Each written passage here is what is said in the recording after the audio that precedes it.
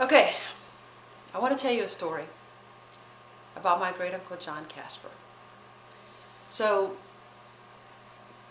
Uncle John's father, Joe Casper, came from Czechoslovakia to the United States, and he settled in Iowa. A lot of Czechoslovakian people settled in Iowa. Apparently the rolling hills of Iowa reminded them of the rolling hills of Czechoslovakia, of eastern Iowa. And he married a woman, my great-grandma Lottie Krall, who was also Czechoslovakian, and they had 3 children. And their children were Joseph Jr., Lorna, and John. They lived on a farm in a small rural town outside of Iowa City, in Morris, Iowa. And they grew up, had a good life on the farm. And the oldest son, John, went to World War II and was fighting in the South Pacific. The middle child, Lorna, who we call Momo, married also a serviceman, and a man who went into the service, and he was also in World War II in the South Pacific. And she had 2 little girls. Eventually she would have 3. And they were living at the family farm while her husband was stationed overseas. And then the youngest boy, John, was there at the farm. He was 19. When he was 19, he went to the hog barn and he found his father died from a massive heart attack there in the hog barn. This was fall. This was the end of fall. And in 1940, 40-something. And after burial and everything of his father, he realized that he would have to take over the family farm. There was no one else to do it. So him and his mother took over the family farm. And they had to get the crops in and everything else. It was fall, so they had a lot of work to do. And you would ask Uncle John about how were you able to do this, and he just shrugs and would say, I didn't have a choice. Do what I had to do. And eventually he married a woman who was my Aunt Magdalene. There's a lot of priests and nuns in that family. And they raised 4 children there at the farm, and all these children of all these different people grew up. And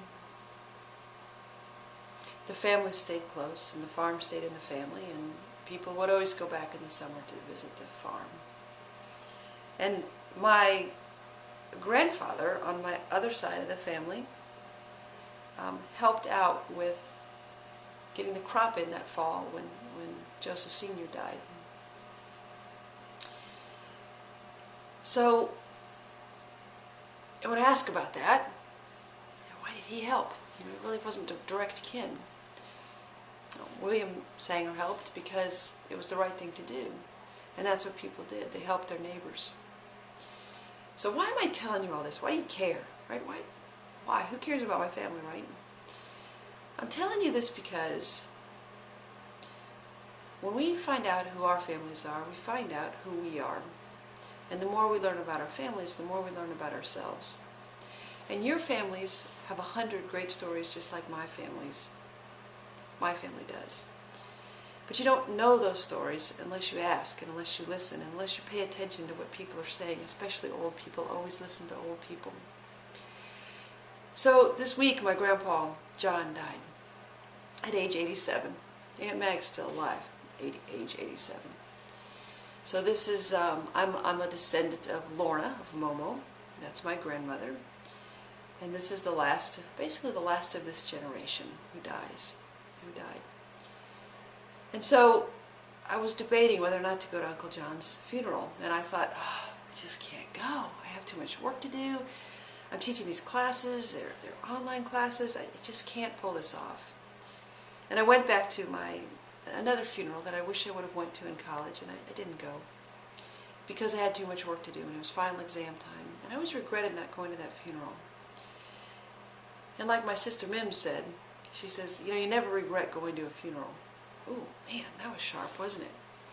So the point of all this story is, sometimes funerals are like impromptu family reunions. And my family basically had an impromptu family reunion in Iowa in January, in the middle of a semester, in the middle of a cold winter. And it was like 24 hours later, hey, we're having a family reunion, do you want to come? And you think to yourself, I cannot possibly drive to Iowa right now. No.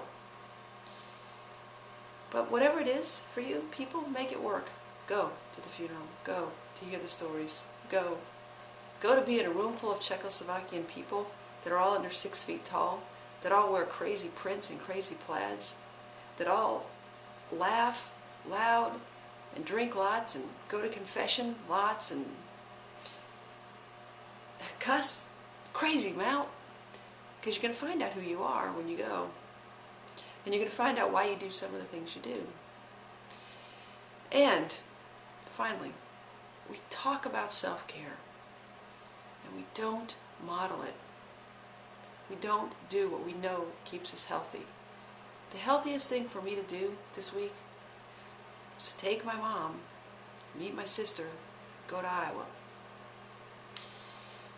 I encourage you to do the things that you need to do. I know school is hard. I have been there, I know. I know life is hard. I know you're busy. But you still need to take time to be with your family. And not just give lip service to the fact that family is important. Make your family a priority and spend time with them. It'll be a legacy of a life well lived. And that's all I have to say about that.